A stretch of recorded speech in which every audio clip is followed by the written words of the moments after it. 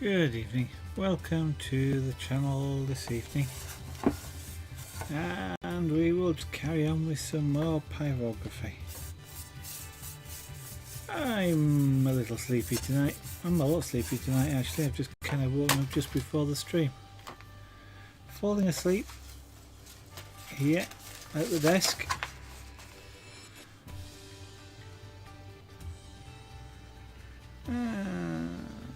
Okay.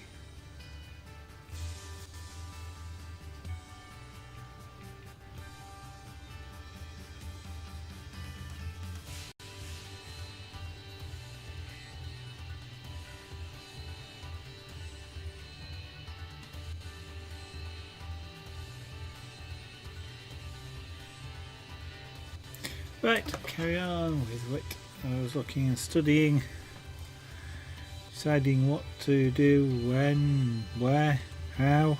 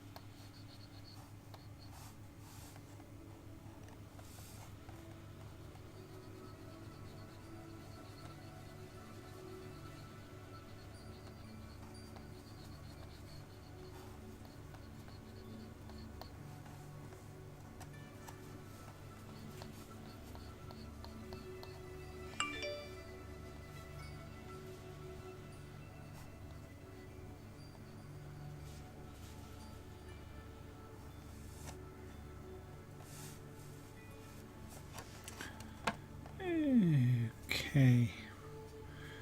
Yeah, that needs to be darker down there. We need to make sure that the face looks rounded.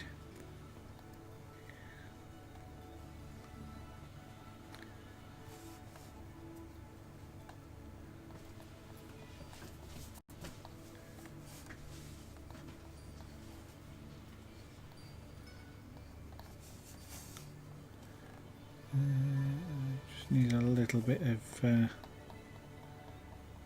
dark down there.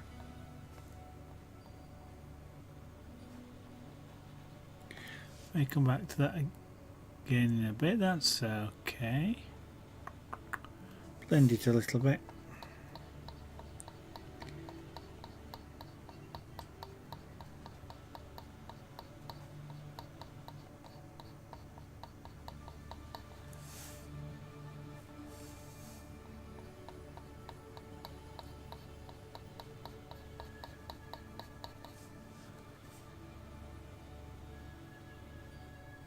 Yep, that's fine.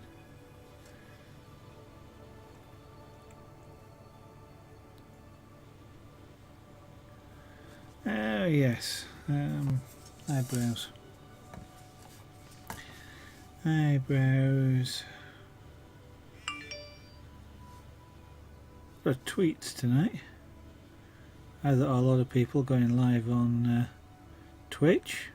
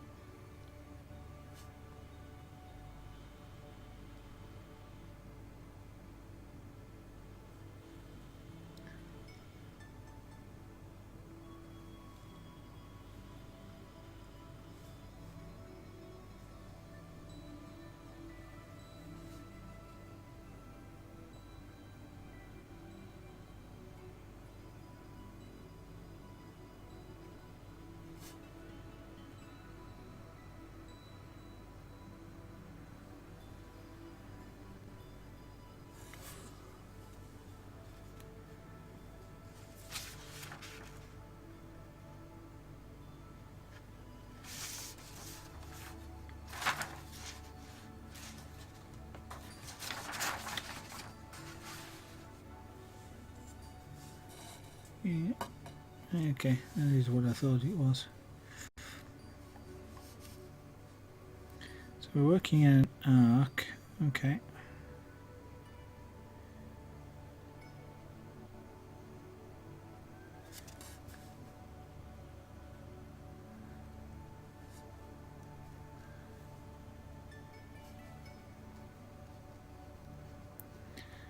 So almost I don't actually want to show eyebrows. I want to give the impression of show the colour but not the actual hair, individual hairs. But I want to give the impression of the hairs being there.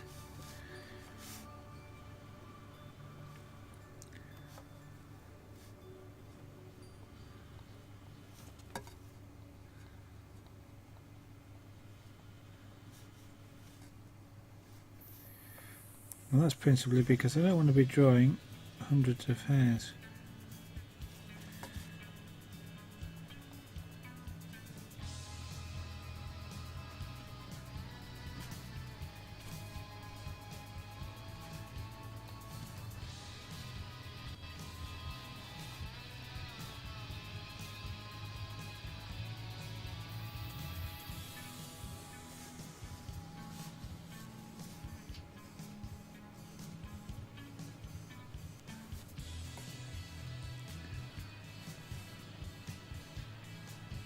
Yep, perfect, just around there. Okay, which means that must be a little bit darker to distinguish it. I'm just going to be going backwards and forwards a little bit, so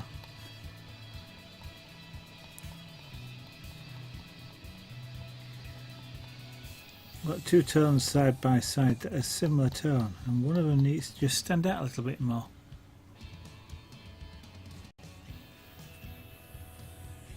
Which therefore involves me darkening the one that wants to, well, one of them. In this particular case, sort of the inside of the eye socket.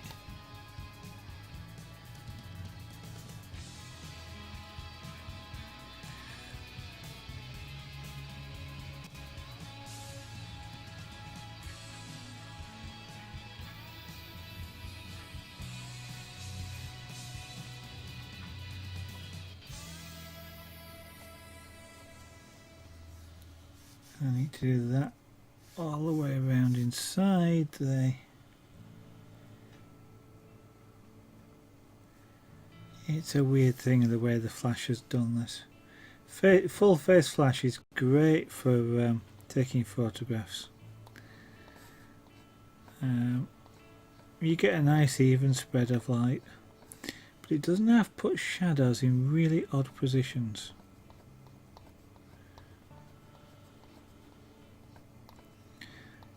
I mean, professionals who use flash, and they don't exactly use full face flash, but they do use a lot of light, and you don't get shadows. Generally speaking, you don't get shadows at all. But of course, when we use point and shoot cameras, the flash is right there next to the lens, and you just get a full face flash without any of the filling that professionals would put in from other light sources, and or using reflectors, things like that. You do get some really odd looking shadows.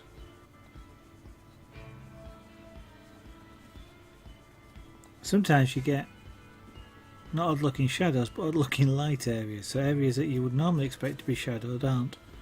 The eye sockets are ones like that because light sources tend to be above your head, so you tend to get some shadowing off your eyebrows, the eye ridge, for example.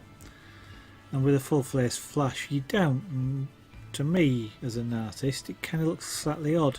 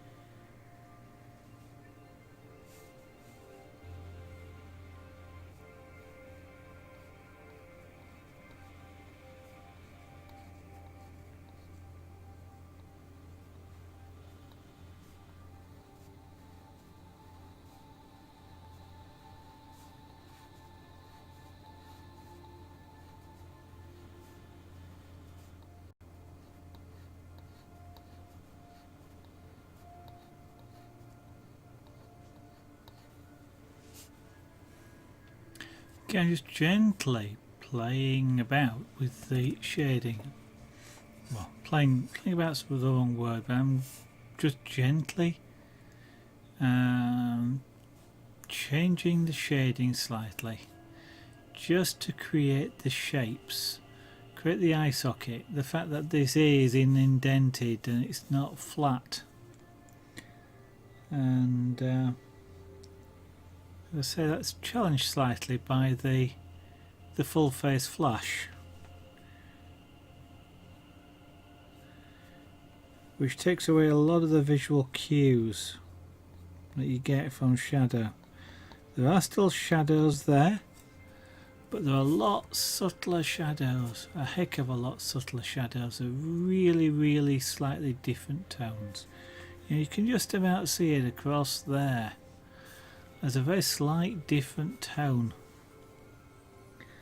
And the highlights and the shadow areas are really close to each other. Not that there's a significant difference in shadow, to be blunt about it. The shadow's black, highlights white. On this wood, that's 16, 20 different shades between them. As soon as you get a full face flash, it's maybe 3 shades between them. I'm exaggerating slightly. It's kind of like taking a shade as being fixed levels, and they're not. And you can compress the differences. Still get 16 shades, but they really get really subtle as you bring the difference between light, white and black together. You can still get the shades in, but it's such a finer step between them.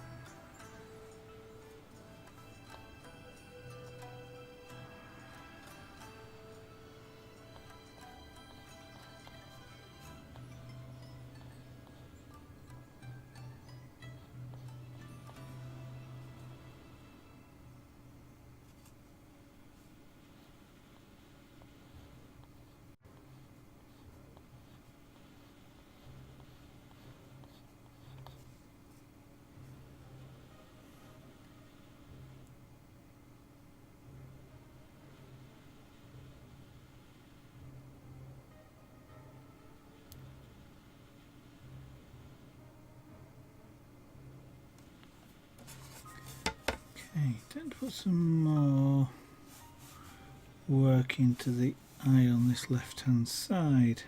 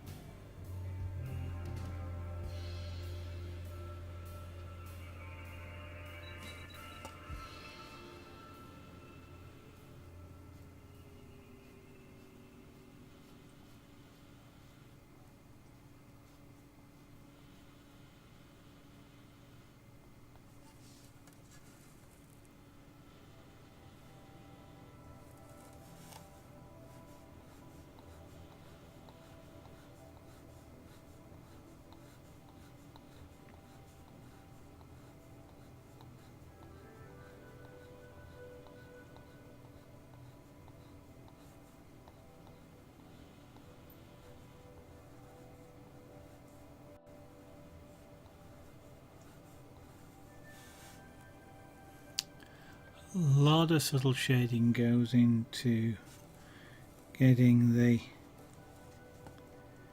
eye shapes correct.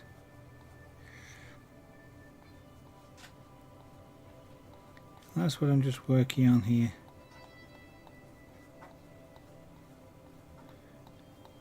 Lots of subtle shading, doing it gently. There's an inch or more of snow out the back.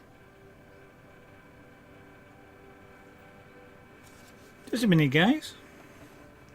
I just want to check something out. I'm not going away, I'm just going to look out of the window.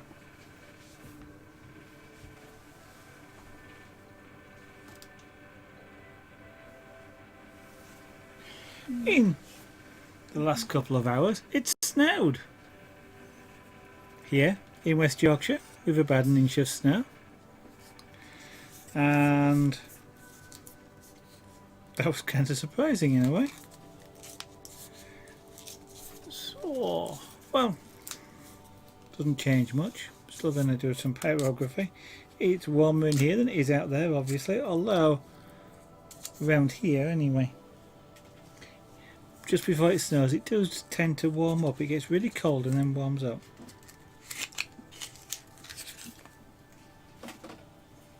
So I'm just opening a bottle for Lady Zara. She asked me to open a bottle.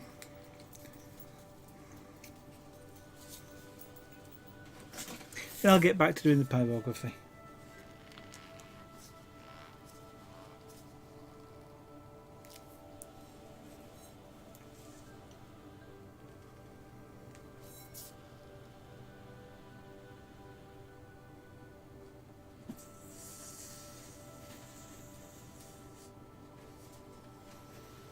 There you go, Lady Zara.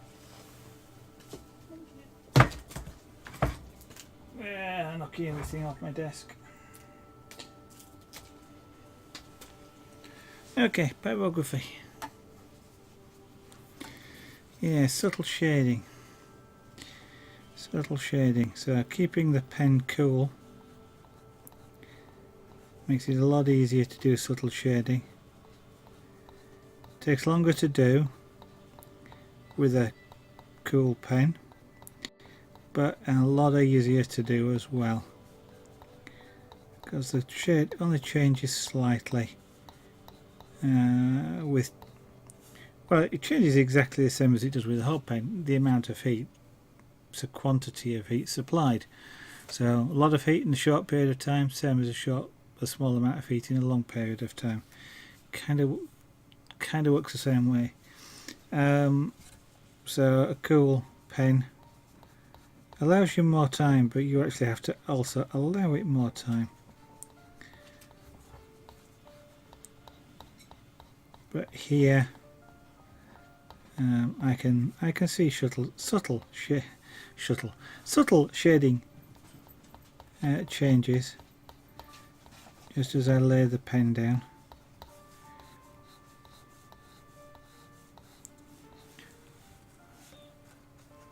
As I mentioned earlier, this with a full face flash that's being used on this person. The shade differences are quite small, quite subtle, and that makes, well, I could go completely off reference and start shading this as though it had been taken with natural light, and that would change some of the apparent shapes. It would in some ways make it easier, but the person that commissioned this would of course then look at the photograph and go, that's not the same, and they wanted similar. So some leeway, but not a lot.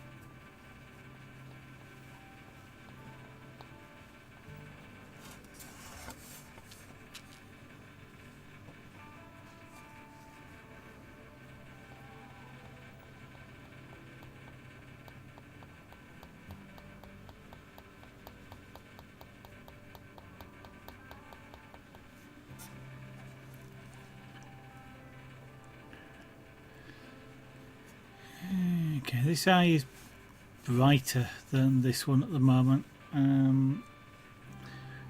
That's true.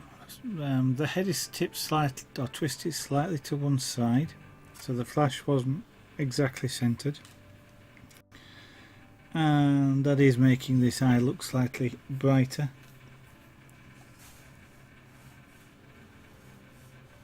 But it's still a little bit too bright.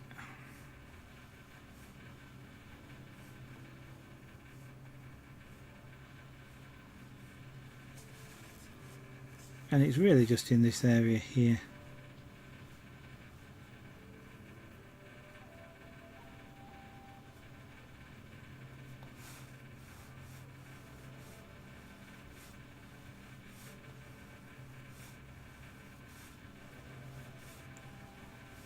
So all these pen strokes are following contours. One of the reasons for that is if there's any tooling marks left as I do this, they will also follow the contours, which will look correct.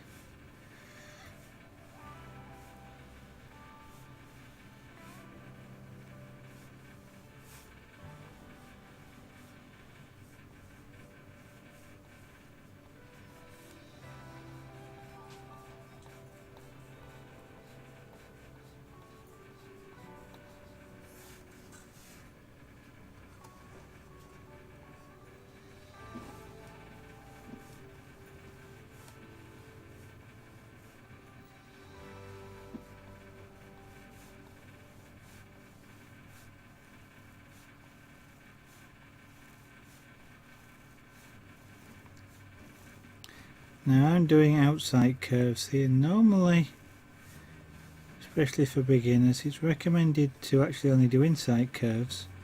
So you turn the work upside down and work within the curve of your natural curve of your wrist or your arm. But it's with practice you can do outside curves. And I've been practicing for quite a long time, this and airbrushing. With airbrushing you want a large sheet, canvas or item, not necessarily the easiest thing to turn upside down, so you do have to learn to do outside curves.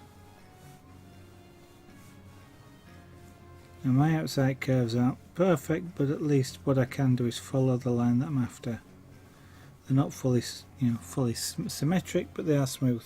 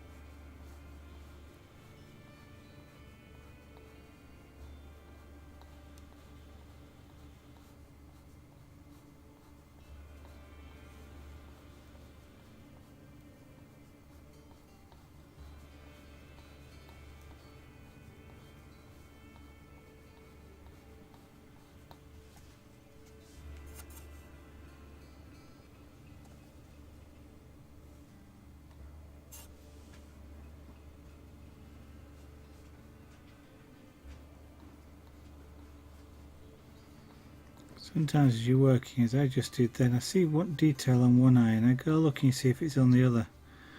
It was, so I needed to do it, or I needed to add a little bit anyway.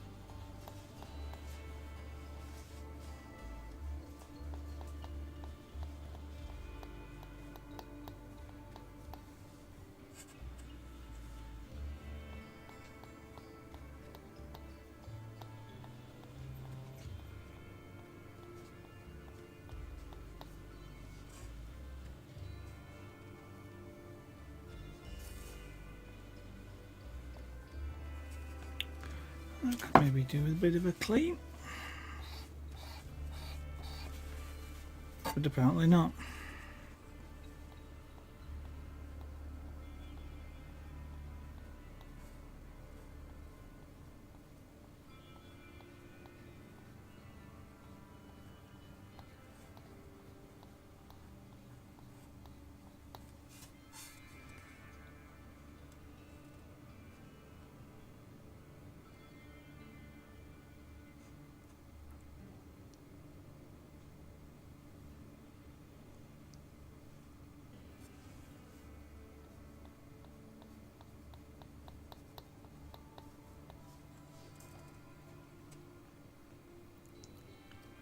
That's better.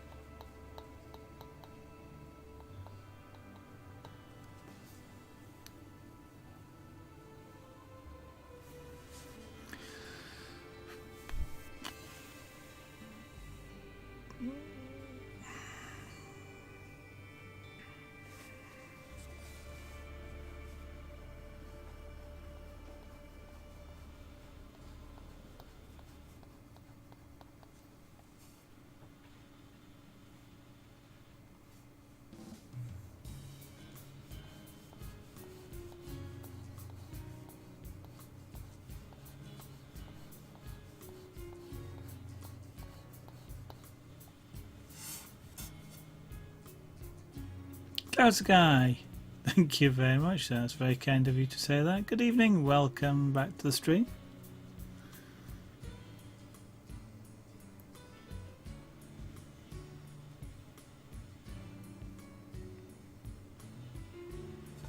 Sorry, just working on the subtle shading areas. It's quite, I guess, to watch. It can be relatively boring to watch because you don't see a lot of change. I do, and if you sort of happen to be able to see what I'm doing, then you'll see sort of shapes change as I work. But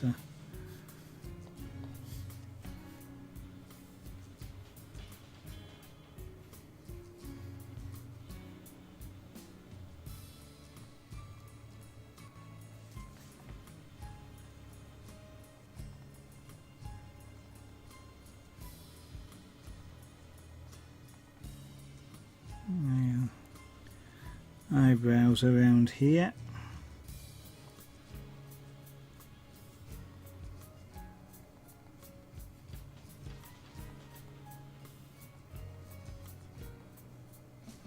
I'm trying to avoid drawing individual hairs. What I really just want to do is just give the impression of there being hair in the eyebrows, of course.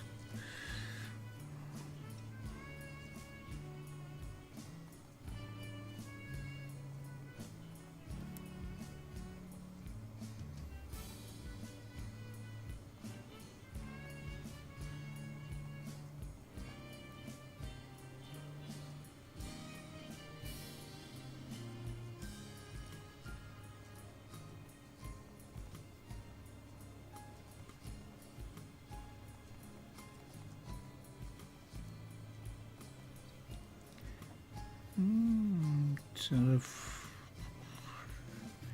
edge of the glasses into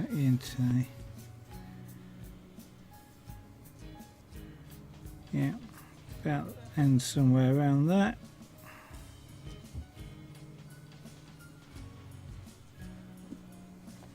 They'll need to be made blacker, but I'll come back to that afterwards.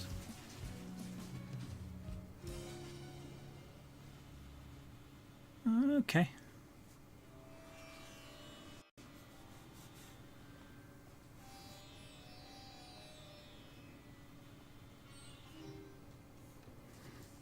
Actually, they probably want to come a bit lower. I can do that.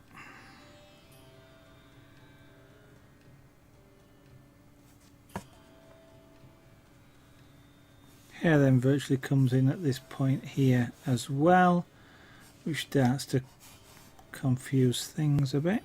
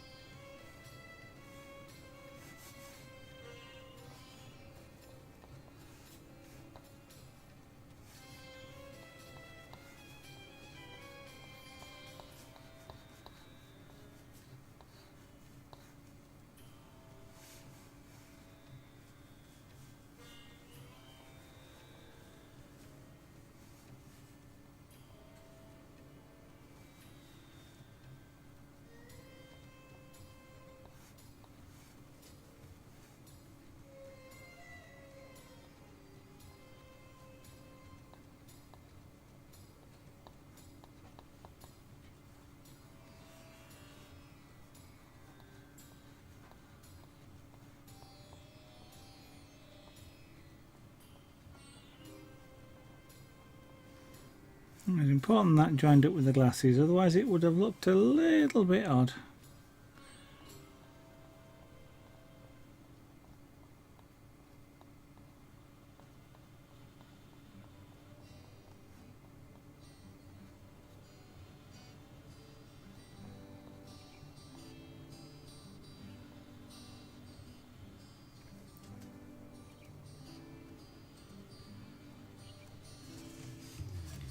Shaky, yeah. Okay. Generally speaking, relax. A lot of the time, when you were doing things where your hand is shaking, it's because you're either holding the whatever it is, the pen, pencil, tool, too tightly, which stresses the muscles and they'll tend to shake because you're holding it so tight. And I'm exaggerating a little bit there, but essentially I'm just holding it tight. The tighter you hold your muscles, and the more tendency there is to shake, and it kind of becomes a circle. Because it shakes slightly, you try and stop it, which makes it worse. So the thing really to do is to just relax your hand. The muscles don't fight each other, which is what the shaking is. So, you know, let the tool. Obviously, there are some tools that you can't actually let go of like this, but with a pencil or pyrograph tool like this, relaxing your hand and your fingers means that your hand isn't causing a shaking as such. And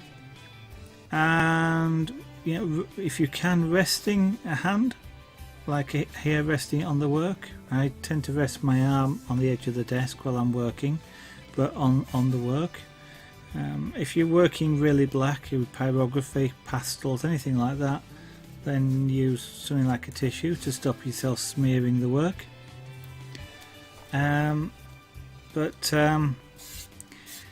If you just have a natural shake to your hands, there isn't a lot you can do about that apart from just practice. And you'll either practice in a way which reduces the shake, or you'll practice in a way that works around that.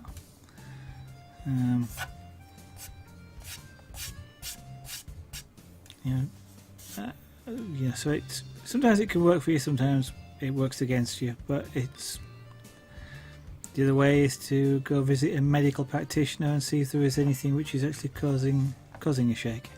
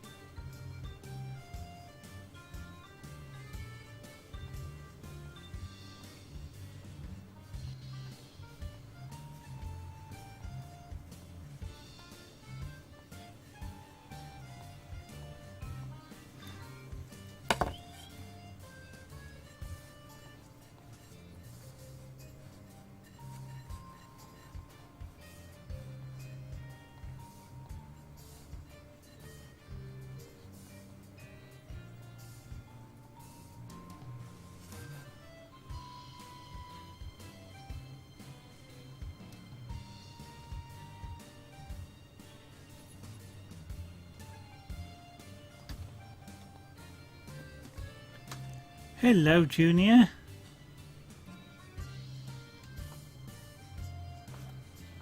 Junior is visiting. Whether or not he'll actually come around onto camera, probably not, because he's just taking a peek around the monitor, looked at me, looked at what I'm doing and turned around. So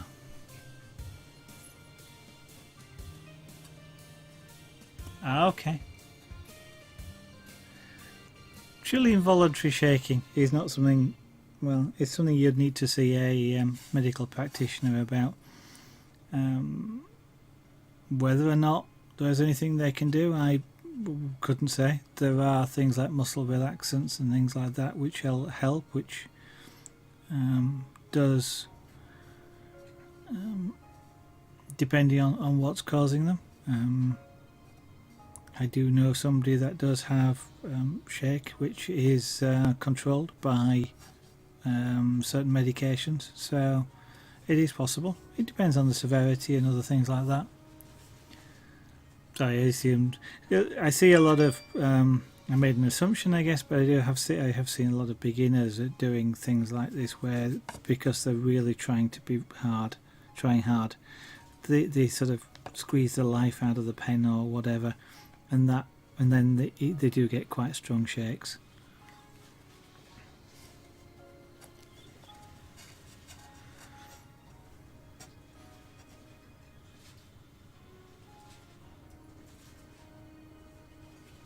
It is also possible. I mean, if you were getting embarrassed by it, that reinforces it. So learning to relax might help in that respect. I mean, obviously you're not going to feel embarrassed all the time, but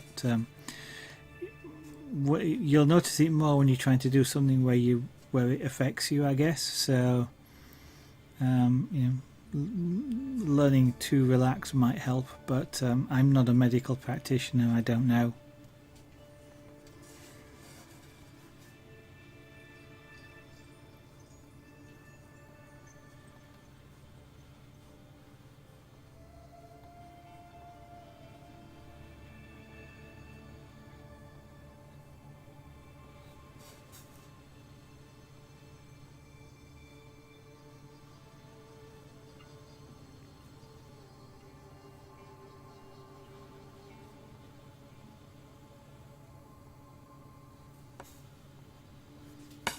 No.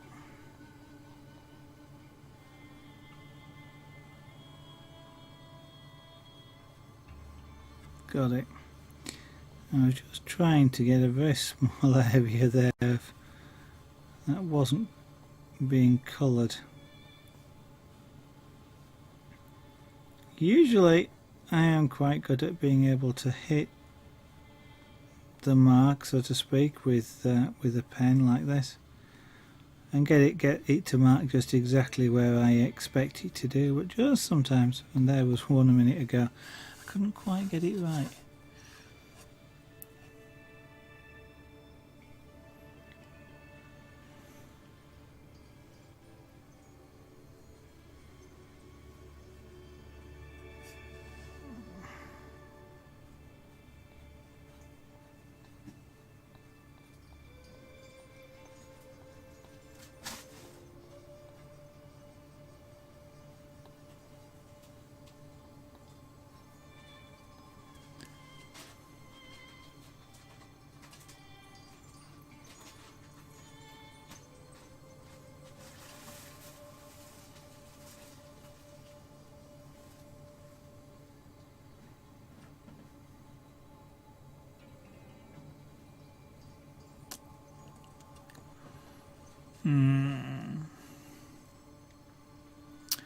I am currently debating with myself. I'm debating with myself this eye, because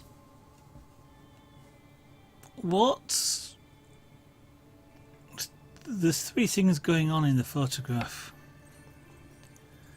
One is the flash direction, and the fact that the second is that the head's tilted slightly to one side, which changes the way the two halves of your face look really subtly.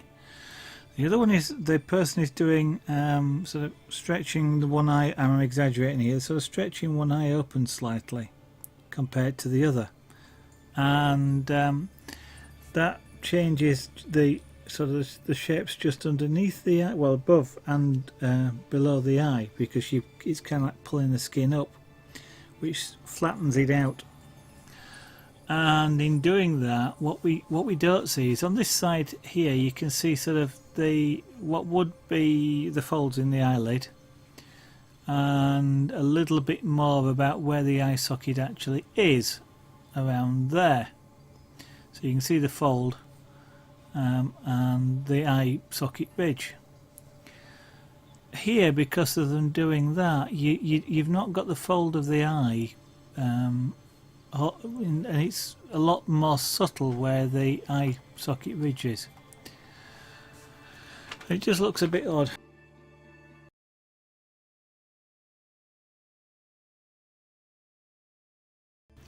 Sorry about that. I've got a pussycat who is standing on the keyboard, and doing that means he presses keys, and he just pressed the key there for the end of stream.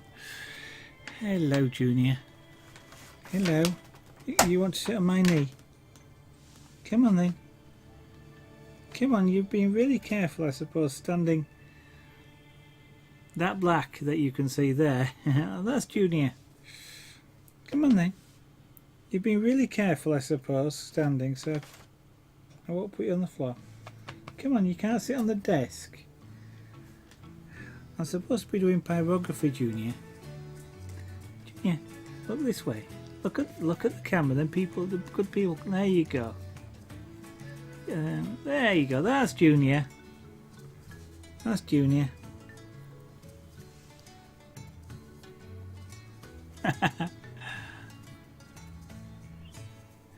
Yeah, the cat. He stood on the keyboard. Well, I believe I mentioned that. In just the wrong place. One of these days, I'm going to make myself a little control module to plug in to control the stream scenes, the switching between sort of start and end and things. But that's one of these days. I probably should do it on stream as well. It would be a creative act, but not at the moment. Excuse me while I settle this pussycat. Come on, don't put your claws in my jumper because you'll pull threads. He is stood right across the work at the moment, so as well you can sort of see where he is. That's it, settle down there. Yeah, he is. He used to be a feral cat though, and you can't. Maybe you can't. I've got things like, you see, like little white marks. That's from when I wasn't quite quick enough, and Junior was younger. My arm is a little bit worse than that. He would strike out for no reason with his claws, and try and bite, and he still does try and bite now. If you catch him by surprise, he'll try and bite you. He's a lot more tolerant now than he used to be, but if you hear him squeak or you see his tail really going, leave him alone because he is fast. I'm generally speaking a little bit faster, but he is fast. But other times, he's like now, he's placid. He wants his head rubbing. He wants his eyes rubbing, actually. When he's so inclined, he loves just you rubbing over his eyes.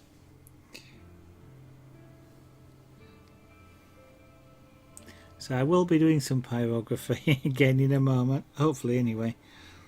But if I don't settle him down, he'll just keep standing up.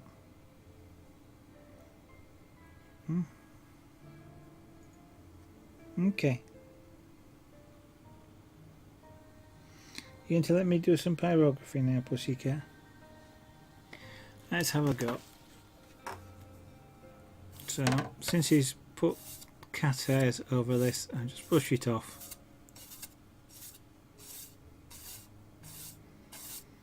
And the reason for that, for those of you who are watching that don't know, is pyrography, of course. We're working with a hot tool. If it catches hair, whether it's human hair, cat hair, animal hair when you burn it, heat it seriously, which of course these tools will do, it has a really horrible smell. Really unpleasant. Yes, it is. Really unpleasant. Even your hair. And so that's why I brush it off.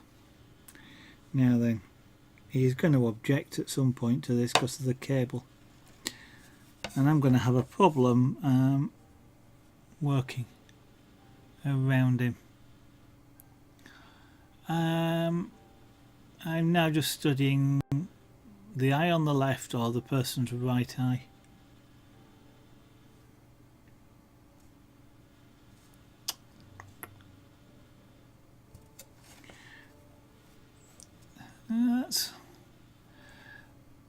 That's a flash highlight. It looks odd. Yeah, it looks odd. Below it being a flash highlight, we'll adjust it.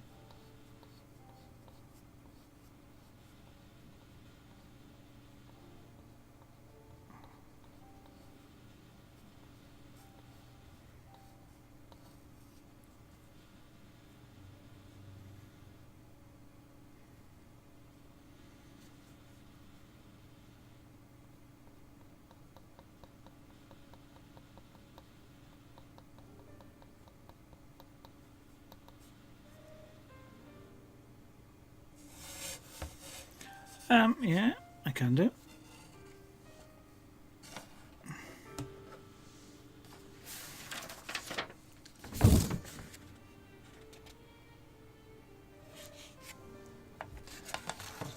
That's a 2.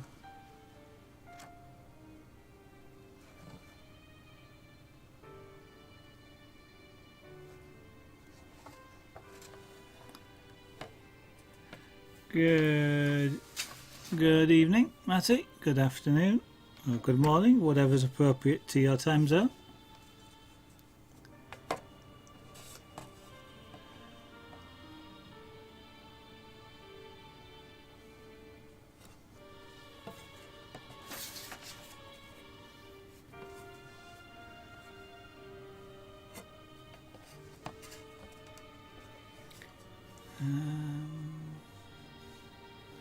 That one's rounding off a little bit.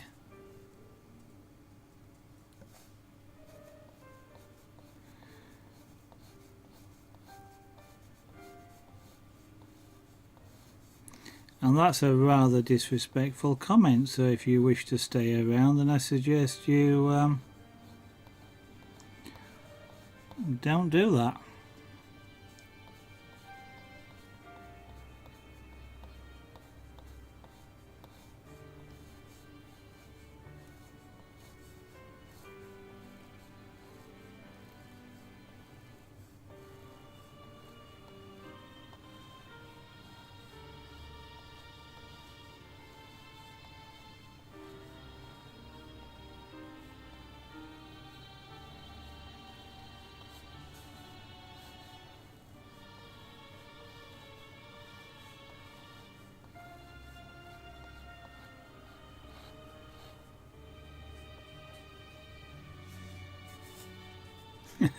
Clouds guy, yeah, that's the bit I'm not looking forward to. His hair is really difficult.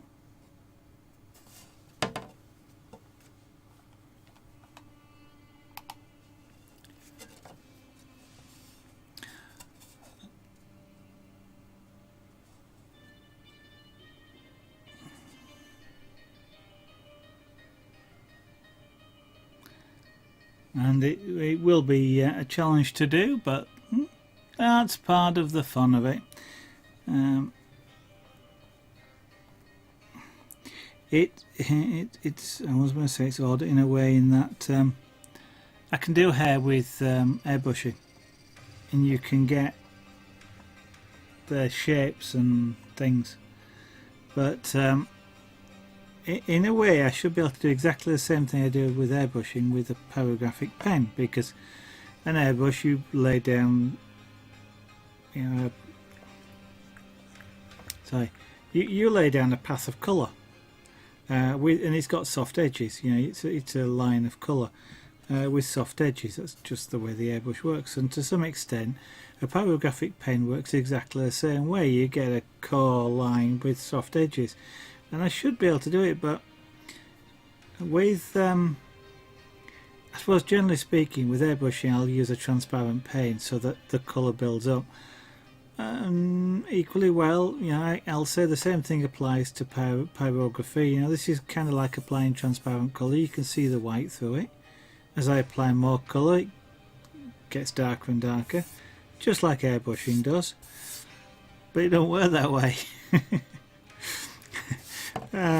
For some well, I kind of understand the reasons, but the colour blends together. So when you try and do two strokes alongside each other, they kind of don't overlap, they blend together, and it gets challenging.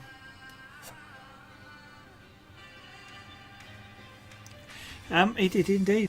I gave him a warning. I don't mess around, there's no point.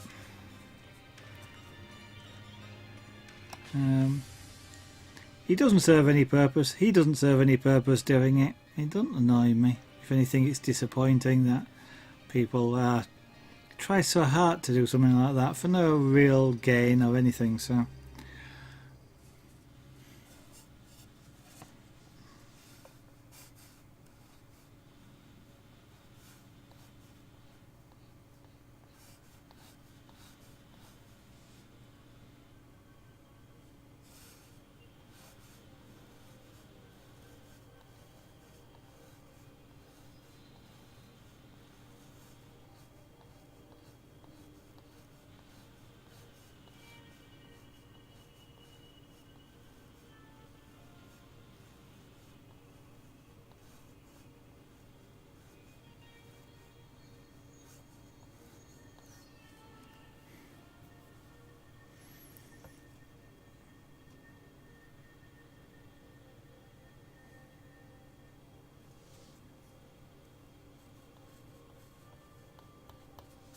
that's a bit too strong.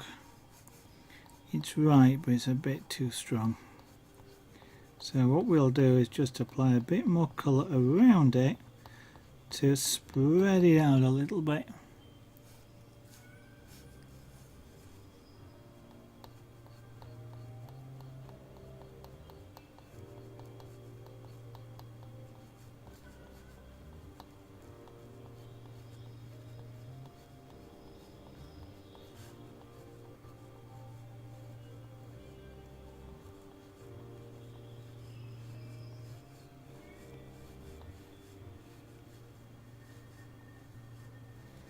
Yeah, your nose is twitching. Your nose is twitching because that smell is your cat hair. It's your fur. Little bits of it catching on the tip of this iron.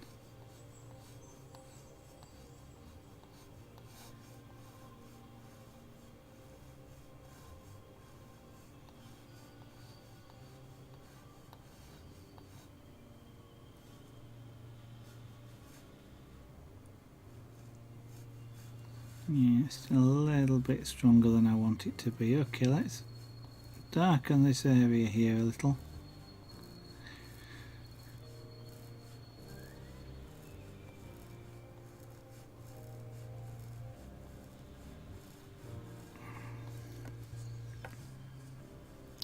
So that's better. So sometimes a line's too prominent, sometimes you want to make it vanish altogether, which is what I thought I was trying to do, and sometimes you just want to soften it. I have softened it here and it actually looks better. So I'm going to probably leave it like that. it's actually in the wrong place, so as well, so that doesn't help. So we'll soften more from more here.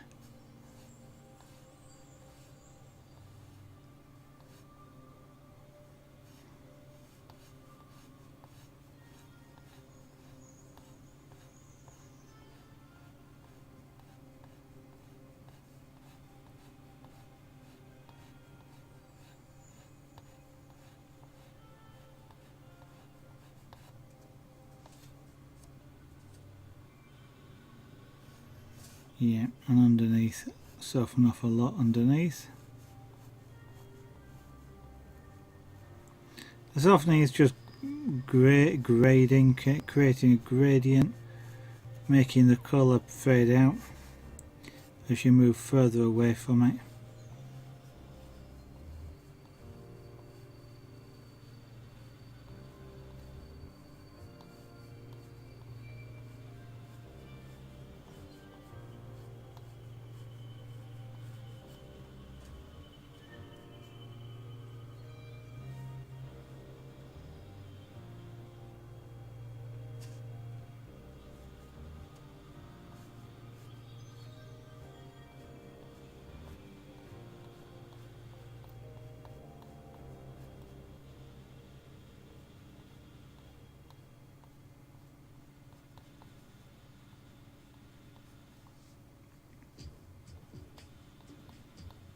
Yeah, needed to darken this area here a little bit because it's lighter than some of the areas around it, which makes it look as though it's standing slightly forward. So it changes the shape a little bit.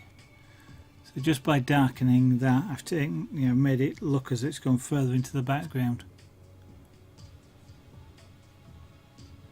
Which actually means now, because I've adjusted some of the colours, I now need to just darken this edge a little bit more as well.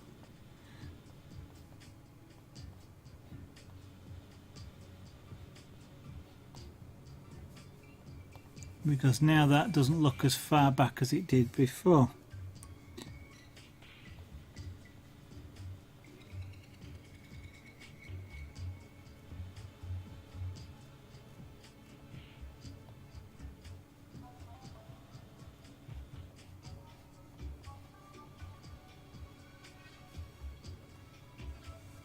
There we go, just a slight darkening just makes it go further back still. Thins the face slightly, and it gives you more of that curved look.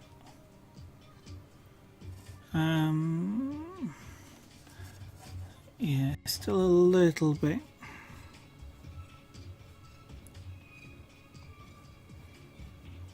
In theory, when you're doing pictures, I always teach you to do block work finer and finer until you get block work, as I call it. Large areas of colour, get some more detail but still large areas, some more detail, still large areas, and so on.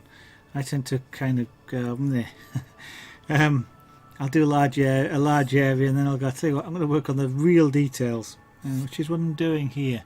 Working on real details, as you mentioned earlier. I should do the hair, and what I'm doing here may well change when I do the hair, because either if I make a mistake or it just dictates slightly different shadings.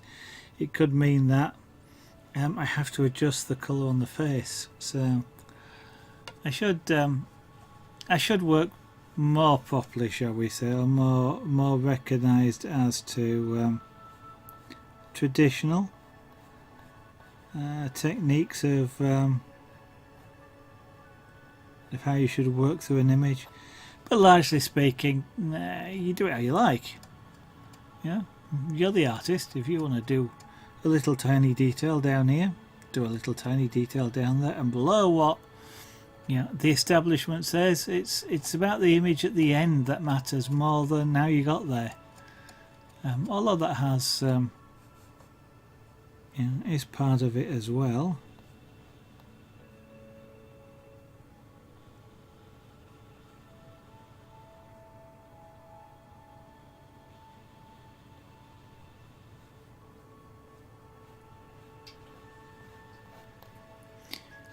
However, it is quite valid to dot around your image because your eyes get used to seeing things, and if you get used to seeing something in particular, you stop seeing it as well. You don't see mistakes and things like that. And if you've been watching me a couple of nights, you will see I'll do a bit and move around for that very reason.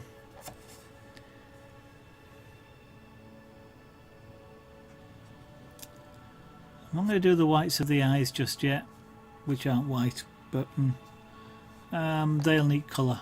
The contrast is too much, but that's a real... you can't make... it's really hard to make them lighter afterwards. And so I'm going to wait until probably the last thing just to apply a real pale colour. But we shall see when we get there. I'm looking at that and thinking, okay... let's do a just extend the eyebrows a little bit. Yes, it's all right, Junior. It's okay. Hello. You're doing your cute act.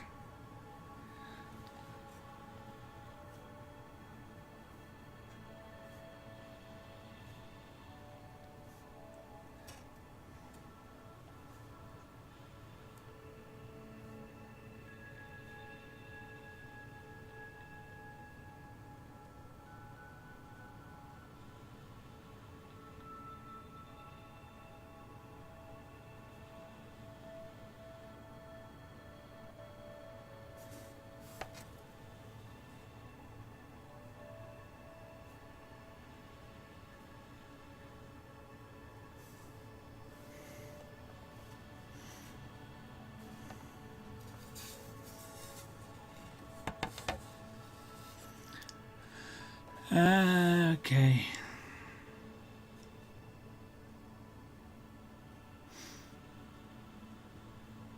Forehead.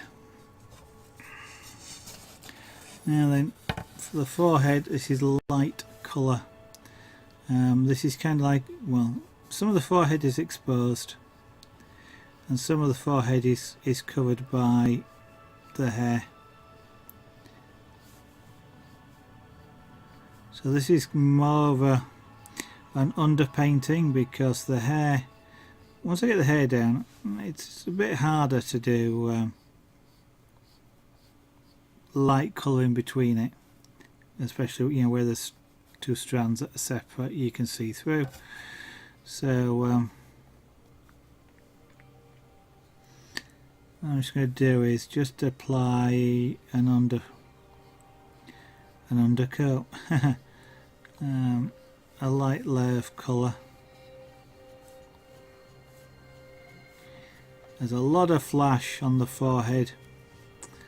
You know, your forehead is generally right slap bang perpendicular to flash, and it tends to reflect a lot of light back and therefore look a lot lighter. And as you saw on the reference, it's shiny as well, looks shiny because of that. So it wants to be fairly light.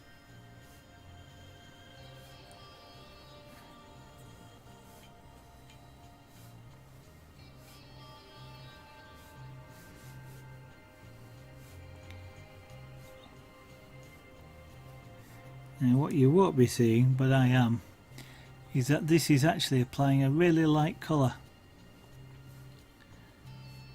The wood I'm using is, it's a plywood, it's constructed wood, but the two surfaces, front and back, are birch plywood. It's a AAA grade, which is one of the better grades. In fact, it's the best grade of plywood that you can get in terms of lightness. The AAA refers to the lightness of the wood, the clarity of the wood, you know, it doesn't have any knots and things in it, and the consistency of the grain, so it's a smooth grain. And AAA is generally used for display purpose, you know, for where it's visible. I use plywood because it's thin, which makes it cheaper. If I got solid birch, for example, this thickness, the amount of pyrography I've done on this, it would be curved, it would warp. The plywood, the construction of plywood resists warping, which is another reason to use it. I've not tried yet, but a better wood should in theory be.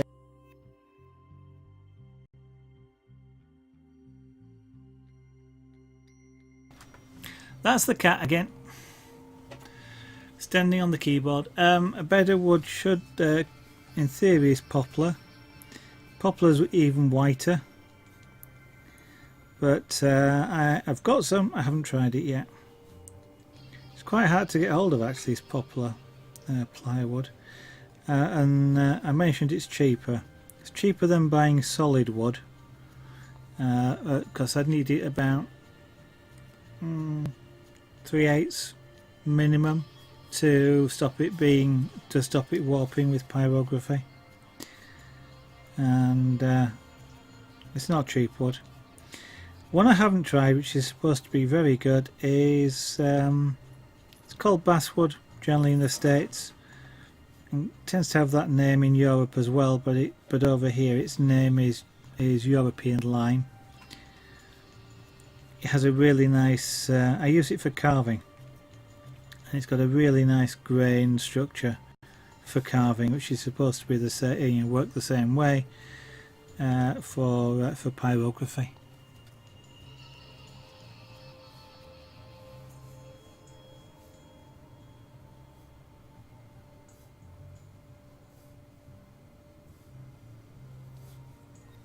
Okay, this is just really pale.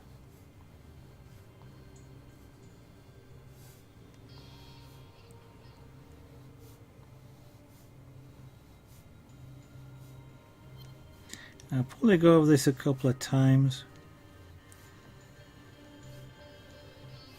mainly because as I'm looking at this now, and I'm looking at it with quite a bright light above me, I start to lose the colour, start to not see it. And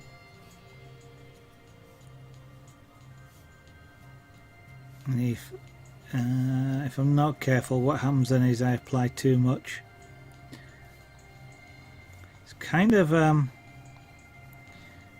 induced blindness sort of thing. It's like drivers on long straight roads to stop seeing the road because your eye just gets used to seeing it, that they tune out.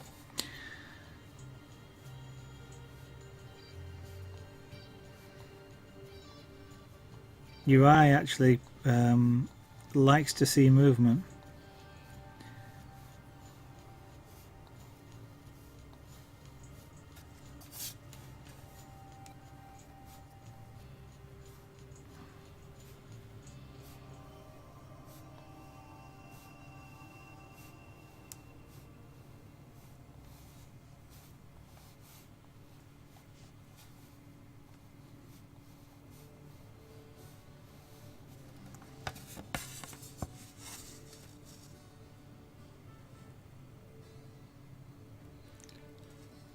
Yeah, on camera you can just see a pale sort of colour. I can see it in that area there, although I have done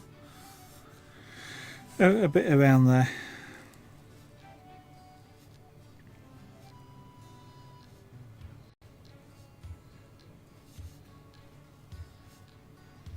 Maybe should switch. I'm gonna say I maybe should switch to using my larger shader here.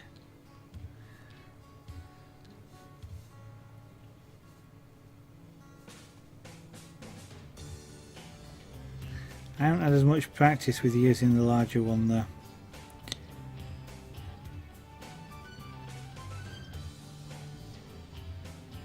And since I'm trying to keep this quite pale, I might just stick with using this shader, which is one I'm familiar with using more. I kind of know its quirks.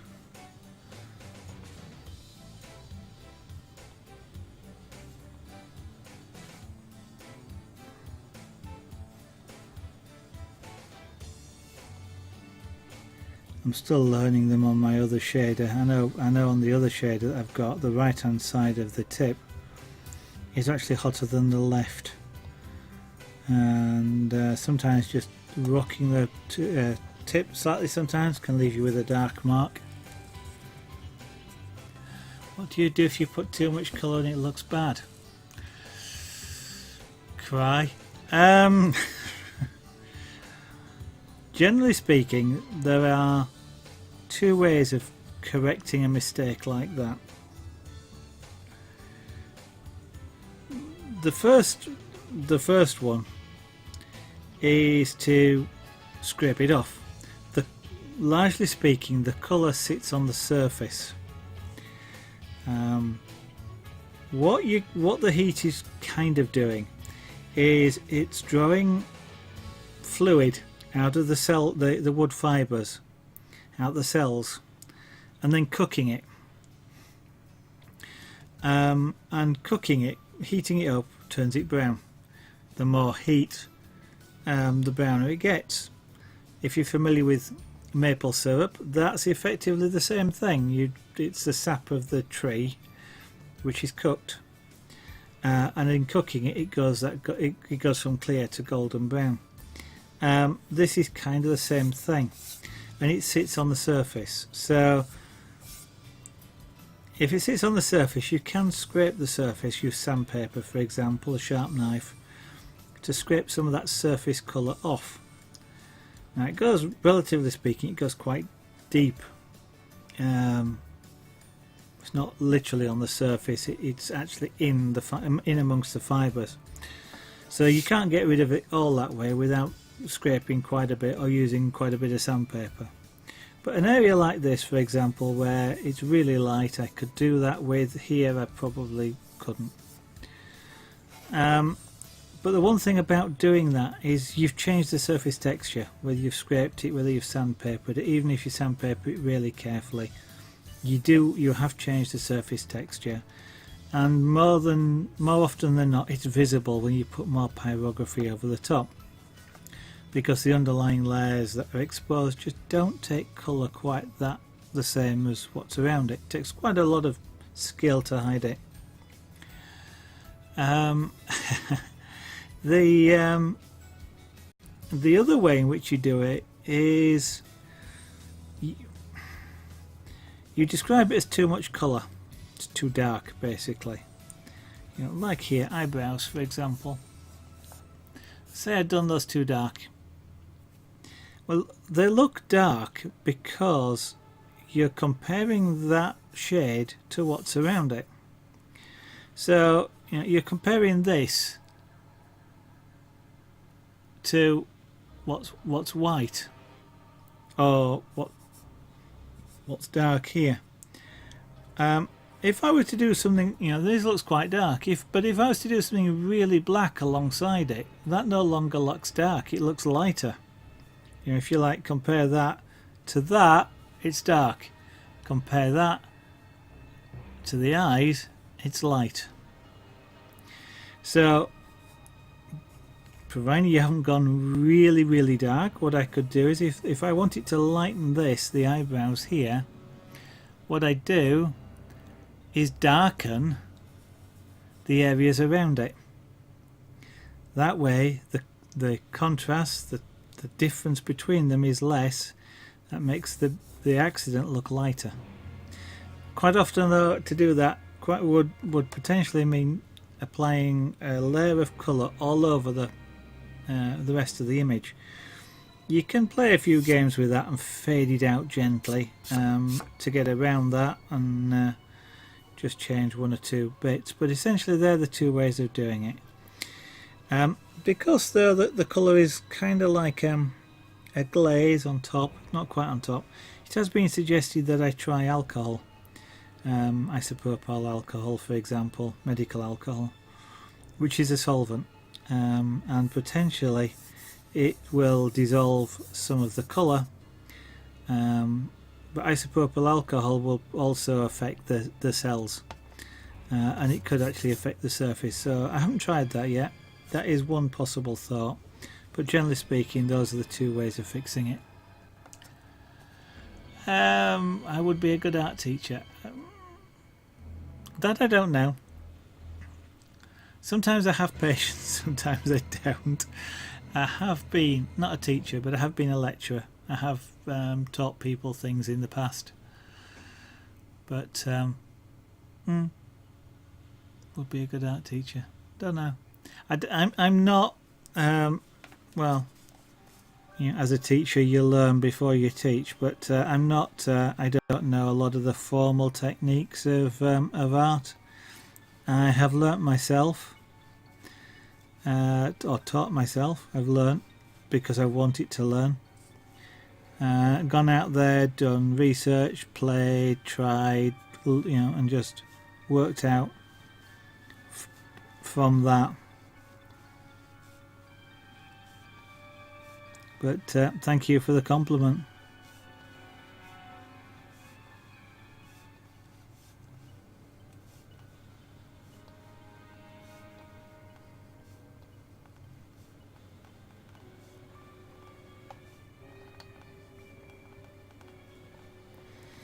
Now, one of the tricks with large area shading like this, where I want a fairly consistent colour, at least to start with, is making sure the pen is flat.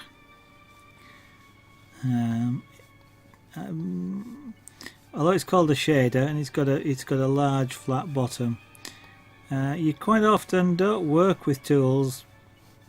Or, you know, you sometimes find your own techniques for working with tools that aren't necessarily the way in which they were designed to be used. I quite often use this edge on, so I get like if you like a very, it's like a wide but thin brush, as opposed to a big fat brush. Sort of style of working with this particular tool. I use it a lot, even for detail, because I can turn it on its edge and use it, and I can literally draw really, really fine lines with it in that way. So I do end up using this particular tool a lot and using it different ways. But one of the difficulties is it's quite hard to tell when it's flat.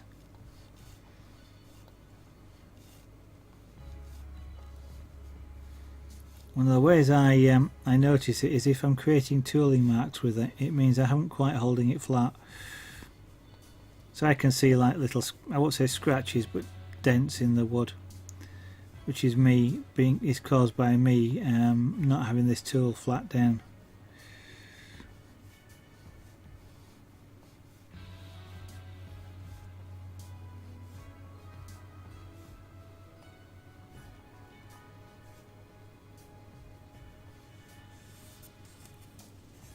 Okay, Clouds Guy, have a good evening, morning, afternoon, whatever. Thank you for dropping in. Hope to see you again in the future. I'll be actually, it's time for me as well. So at least thank you for the reminder. I am going to stop also. I am going to do a general advert. Remind anybody that's watching about zaragonart.com, which is my website, which gives some more details about some of the art that I've been doing. I have more work to do on that website, but it will get there. And I will remind people about Facebook. Zaragonart is on Facebook.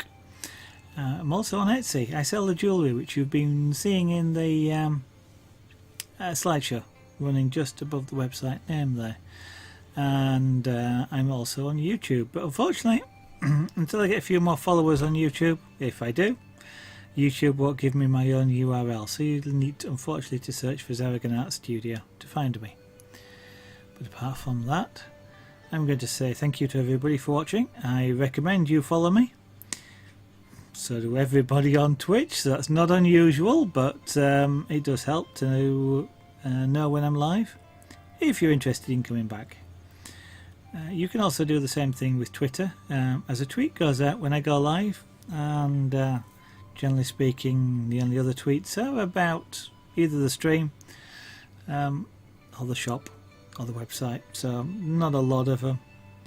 You won't be inundated.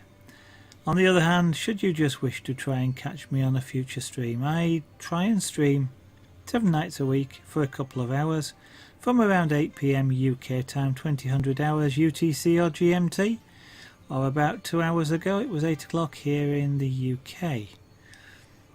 Can't always make it every night at the moment. Work pressures mean that sometimes I'm working late. I just don't get back in time for streaming, but I do try and stream as much as I can.